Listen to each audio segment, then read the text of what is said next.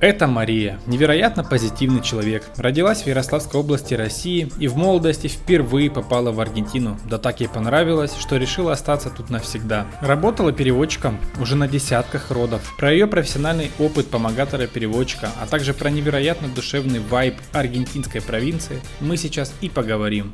Тебе что вообще больше всего нравится и больше всего не нравится в аргентинцах? В аргентинцах, да? Да. В менталитете. Вообще мне нравится, наверное, их открытость, да, их доброжелательность. Раньше, на самом деле, мне казалось, что вот эти вот смолтолки, да, которые вот у них происходят, там, уля киталь, вот это все, что-то так глупо, зачем это надо, ну, такая, знаешь. Это у меня период, когда адаптация была. Сейчас, ну, мне кажется, что это нормально. Я, допустим, когда домой приезжаю, да, в Россию, для меня так это ненормально, если ты заходишь в лифт, допустим, и вы не здороваетесь с человеком, а здесь это уже, ну, какая-то база. Да. Да, в киоск. Заходишь купить в киоск, там, я не знаю, пакет молока. Привет, как дела, ты откуда, все нормально, какая погода. Ну, то есть я уже себе не представляю, да, вот без вот этих вот маленьких моментов. Да, нравится, что они всегда открыты ко всему новому, да, нет какого-то осуждения. У меня было очень много ситуаций, когда аргентинцы помогали мне. Я, ну, не ожидала, что люди могут так помочь. Что не нравится? Необязательности. То есть они реально, ты можешь договориться с человеком, пообещают, все, но этого в итоге не произойдет. И это постоянно, да, я вроде как к этому привыкла, но сейчас приехало очень много русскоговорящих людей, и они как бы вскрыли мои старые раны. Я тоже начинаю опять на это обращать внимание. Необязательность мне. То есть, когда приезжают русские, ты с ними понимаешь, что можно договориться обо всем, да, и все будет выполнено в срок.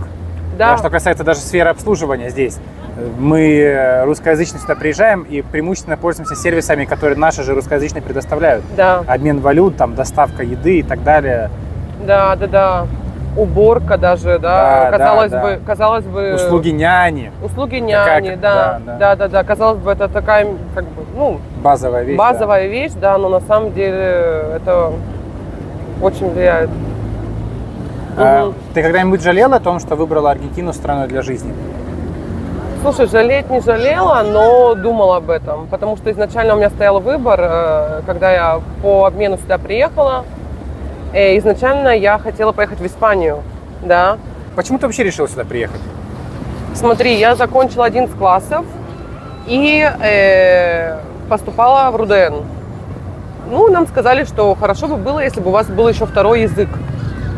А так сложилось, что у меня в школе очень много людей ездили по обмену в разные страны, там, в Европу, в Америку, да.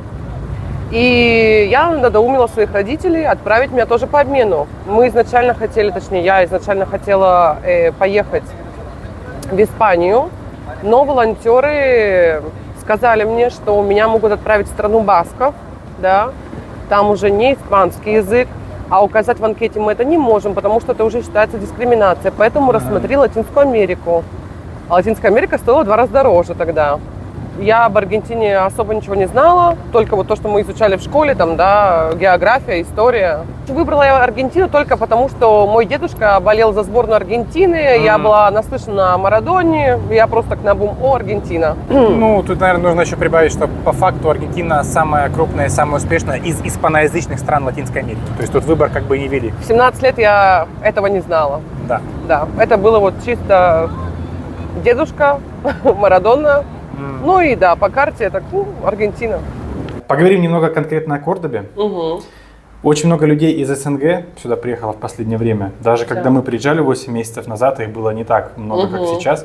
С чем ты связываешь такой наплыв именно в Кордобу? Ну, вообще изначально, потому что Кордова дешевле, да, была сейчас, хотя, мне кажется, ценники сравнялись немножко с Буэнос-Айресом, но изначально, да, люди приезжали из-за этого. Мне кажется, сейчас вот люди, кто едут, да, это которые уже пожили в Аргентине, уже, знаешь, кто-то из Мендосы, вот у меня ребята сейчас приехали, из Буэнос-Айреса тоже устали вот от шумного города и вот хотят какой-то более-менее спокойной жизни. Почему ты выбрала для жизни именно Кордобу? Мне выбирать не приходилось, у меня муж из Кордовы, поэтому, да, я вот здесь живу уже много лет. Ты помимо услуг по родам еще оказываешь услуги по подбору жилья. Назови самые лучшие, самые худшие районы Кордобы для жизни. Смотри, насчет районов, да, нужно же все равно учитывать некоторые факторы, да, допустим, семья это не семья, то есть что они конкретно ищут, есть у них машина, нет машины, потому что районов-то хороших много, да, но какая именно цель? То есть кто-то ищет поближе к госпиталю, да, потому что, допустим, приезжают опять же по родам, кто-то, допустим, вообще не привязан, да, ни к чему. Есть районы, допустим, отдаленные, где нужна машина. Они очень хорошие, но там нужна машина, то есть там нет супермаркетов пешей доступности. Поэтому вот если сказать, вот, допустим, я за себя, да, говорю, что вот я бы жила либо Cerro de las Rosas, либо General Paz, либо Nueva Córdoba, Jardín. Это вот я бы, допустим, для себя рассматривала эти районы. А так, мне кажется, каждый случай индивидуален. Пожили мы в Генераль-Пазе, теперь в Кордобе. В Нуэво, да. Оба района классные, останется остальные два посетить, чтобы твой топ, так сказать, на себе ощутить. Да. Какие вообще тенденции по ценам в первую очередь ощущаются по квартирам после прихода Милея? Что изменилось? Ну, ценник, да, очень хорошо вырос, да, вы, наверное, тоже. Да, ну, я не в половину, но, наверное, на треть точно. Да, но опять же, видишь, это хозяева, то есть повышают ценники, да. Но сейчас, видишь, уже более-менее стабилизировалось. Мне кажется, немножко опускаться начало на самом деле. В Буэнос-Айресе, по крайней мере, начало опускаться. Здесь, на самом деле, я тоже вижу, что потихоньку начинают. Приходить в себя, да? Шок прошел. Да. Нуэво Матернидад, это прям не госпиталь, а целая гостиница, как минимум 4-звездочная. Там все просто на высшем уровне, несмотря на то, что он бесплатный. Подскажи, знаешь ли ты, есть ли в Кордобе еще что-нибудь наподобие Матернидада такого же уровня? Неважно, там это платный либо бесплатный. Лично мне нравится госпиталь Рейна Фавиоля, да, и санаторий Ашенде, допустим. Мне кажется, что, да, они одного уровня. С Матернидадом? Да. Но они платные? Но они платные, конечно, да.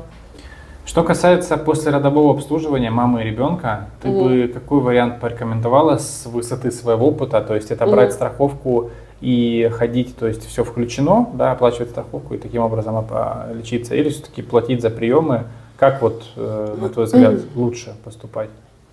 Слушай, вот мы сейчас в такой момент записываем с тобой интервью, что ценники, да, на страховке очень взлетели, и если в прошлом году действительно, мне кажется, это было выгодно, сейчас я не знаю. Ну вот надо просто посчитать, сколько вот приемов, да, у тебя будет в месяц. Не знаю, выгодно это или нет. Как, по твоему мнению, обстоят дела с родами в Аргентине? То есть очень многие русские хвалят даже бесплатные госпитали. Как ты вообще оцениваешь уровень медицины здесь родовой? Слушай, ну вот все ребята, да, которых я сопровождала, у всех только положительные комментарии. У меня еще не было ни одного, чтобы кто-то сказал, что нет, это было ужасно, лучше бы я там в России там, или еще где-то рожал. Всем очень нравится. Были ли какие-то стрессовые ситуации на родах, да, вот как, например, как у нас было с Элиной? В общем, смотри, у меня было два случая, когда кровотечения, да, открывались. Такие патовые ситуации, где нужно было все четко перевести, да, тоже успокоить, что врачи работают, не нужно впадать в панику. Во втором случае тоже, там девочка, она, ну, все прекрасно понимала, все нормально, да, понимала, что такое может произойти, и там папа впал в панику, нужно было его как бы успокоить, все ему объяснить, да, потому что у него 1000 вопросов было, и он отвлекал команду, да, от работы, потому что он постоянно просил перевести. Я это делала, но нужно было его успокоить, что все, то есть врачи работают, да, и чтобы он сохранял спокойствие и поддерживал жену. У меня вот сейчас ребята рожали вот в клинике Дель Соль, и там парень написал как раз отзыв. У девочки начались как стремительные роды, и у врачей протокол каждые 2 часа, чтобы, ну, проверять тебя, да. В общем, она родила за час. Вот, то есть, если бы, мне кажется, что я их не подталкивала, да, то она бы просто родила в палате, мне кажется. И вот таких, знаешь, ситуаций много, ну, происходит таких мелких, знаешь, но как-то для меня они так рутинны, что, ну, я даже вот сейчас их не замечаю. Но вообще, вот я потом, когда разговариваю с ребятами, мне говорят, слушай, а вот это, и вот это, и вот так было. Я такая, ну да. Ну, то есть я как-то вот на автомате это все происходит. Да, ну вообще аргентинцы, они же славятся своей педантичностью в этом плане. Вот у них по инструкции написано, что каждые 2 часа, да. Если ты их не будешь подталкивать. Да. Это в разных сферах жизни это проявляется, на самом деле, не только в медицине. Да. А давай обсудим финансовый аспект родов в Кордобе. Действительно ли в Кордобе настолько дешевле рожать, что люди сюда приезжают? Ну, мы знаем, что в Кордобе и жить-то в целом немножечко дешевле. А что касается родов, какие здесь контракты? Есть ли какие-то сравнения? Смотри, я точно не знаю в Буэнос-Айресе, какие контракты, но то, что вот мне говорили сами ребята, кто спрашивал, да, узнавал, там, конечно, намного дороже. Так получается, что в платных больницах как бы ценники так нормально отличаются. Но я тебе скажу, что и здесь сейчас очень выросли, и страховки сами выросли, очень дорогие стали, да, по сравнению с тем, что было, и роды тоже. С чем ты это связываешь? С тем, что все дорожает? Да. И чтобы клинике закупать какие-то оборудования, платить зарплаты, им нужно больше брать денег, потому что все подорожало? Ты знаешь, много кто что говорит, кто-то, опять же, сваливает, да, на милия, кто-то там, что это там какая-то вот медицинская, там, что ли, не знаю, мафия. Ну, в общем, разное говорят. Я честно, я говорю, я не знаю, я как-то вот не вдавалась в этот вопрос, но факт остается фактом, что подорожало, причем прилично подорожало, допустим, даже вот ноябрь вот прошлого года и сейчас там, ну, там ценник прям в 2 раза дороже стал. Да. Друзья мои, но если вам интересна тема родов в Аргентине, если вы думаете о переезде сюда и хотите, чтобы все процессы легализации и адаптации прошли для вас максимально быстро, комфортно и недорого, то это обращение специально для вас. Мария – профессионал своего дела, но у меня есть не только она. Наша команда состоит из юристов, переводчиков, нотариусов, риэлторов, репетиторов и даже врачей.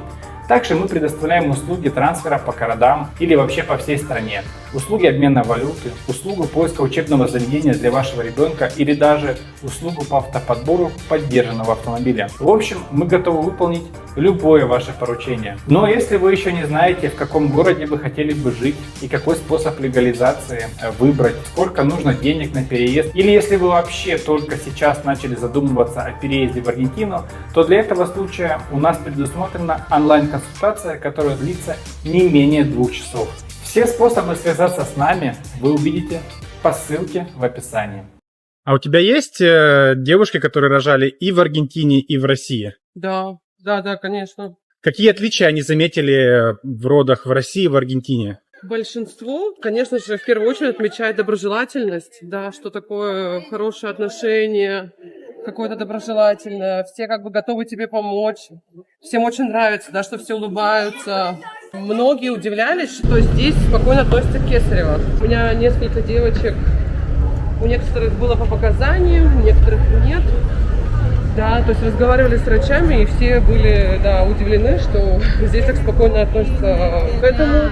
И никто тебя не отговаривает, не пугает. То есть если ты решила, то хорошо, то есть это твое право. Но, как мне говорили местные, здесь они даже, многие не пытаются рожать, они просто приезжают, говорят, кесарево, приехали, 2 часа, уехали домой, да? Ну, слушай, не знаю. У меня есть подруги аргентинки, у которых кесарево было, у которых как бы натуральный род, да, это опять же дело каждого. Потом еще все, знаешь, удивляются, когда врачи разрешают присутствие папы, мужа, то есть на родах. Да. Я не знаю, опять же, как в России, то есть это можно, нельзя, но здесь, когда спрашивают, да, можно ли вот мой муж будет присутствовать, врачи отвечают, нужно, не можно, да, а нужно. И даже мы с тобой вдвоем присутствовали, то есть да, допустили и тебя, и меня в палату, когда моя жена рожала. И так, в принципе, всегда, да. Вот это тоже очень удивляет. Я не знаю, опять же, в России там нужно это как-то договаривать, обговаривать, да. Здесь это, как ты понимаешь, это и в общественной больнице, да, может быть бесплатно, так и в платной. То есть это какая-то норма уже. У меня тоже все девочки, кто со мной были, все были с мужьями. За исключением, наверное, только тех, кто приехали одни, либо у кого, знаешь, уже вот по несколько детей, и папа находится с детьми, да, во время родов. А я вот уже присутствую как раз с девочками.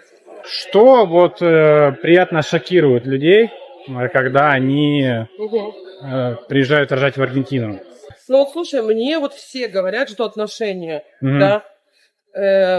Опять же, я не знаю, как в России, да, это все происходит, но здесь все говорят, что так классно, что такие все отзывчивые, и помогут, там, и воды принесут. Если что-то непонятно, то есть терпеливо останутся, тебе объяснят.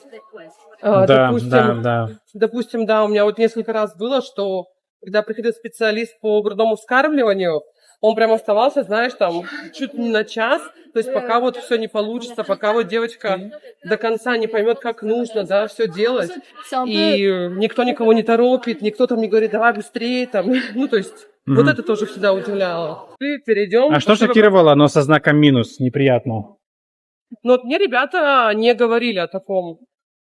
Не знаю, может, какие-то негативные комментарии есть, но, по крайней мере, я просто присутствую, да, вот именно в момент родов, потом там на каких-то вот встречах, да, мы пересекаемся. Мне как-то вот, ну, не припомню таких комментариев. Ну да, я тоже, честно говоря, вот по всем чатам, что мы смотрели, особо никаких негативных не помню у вас были комментариев. Негативные, кстати, комментарии? Нет, у нас абсолютно все на высшем уровне. Мы же обследовались в московской платной клинике, причем очень-очень хорошая, в самом центре. И заплатили огромные деньги там за сопровождение и так далее. Но в итоге у нас от взаимодействия с этой клиникой меньше позитива, чем от взаимодействия здесь с бесплатным госпиталем. Так что, да, вот. Ты знаешь, я сейчас просто вспоминаю, наверное, вот такое негативное, да, что мне говорили, это очереди. Да, очереди. Но... Это очереди, да. То есть даже в платном госпитале есть такое, знаешь. Даже я, когда хожу в больницу, у меня, допустим, турно там на час дня, меня могут принять там 1:40. Хотя это платная больница. Да, и хотя запись была. Да, хотя запись была там на час.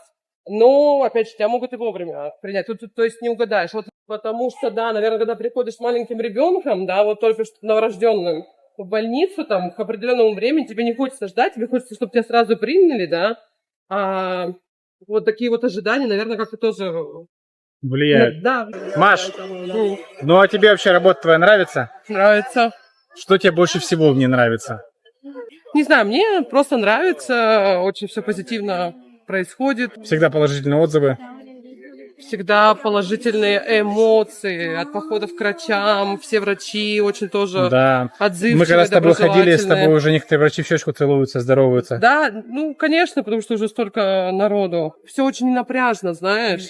Все так вот происходит как-то очень ненапряжно. Да. Ой, подожди. Вау. Интересная барахолка. Давай спросим, сколько стоит. Давай. Оля. 25. Что говоришь? Что вот сережки 70-е, 80-е года. Выглядит неплохо. А что за металл? Позолоченное серебро? Нет, не думаю. Да, ну-ка подержи фотку, Наташка.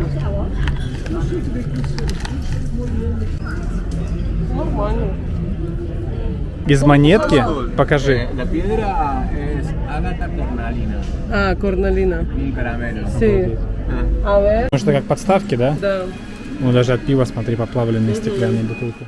А как ты думаешь, если бы аргентинское гражданство не предусматривало бы другие гражданства, да, как сейчас, и чтобы получить паспорт Аргентины, нужно было бы отказаться от своего российского, там, украинского или любого другого гражданства, люди по-прежнему сюда бы ехали и получали бы на себя, на детей?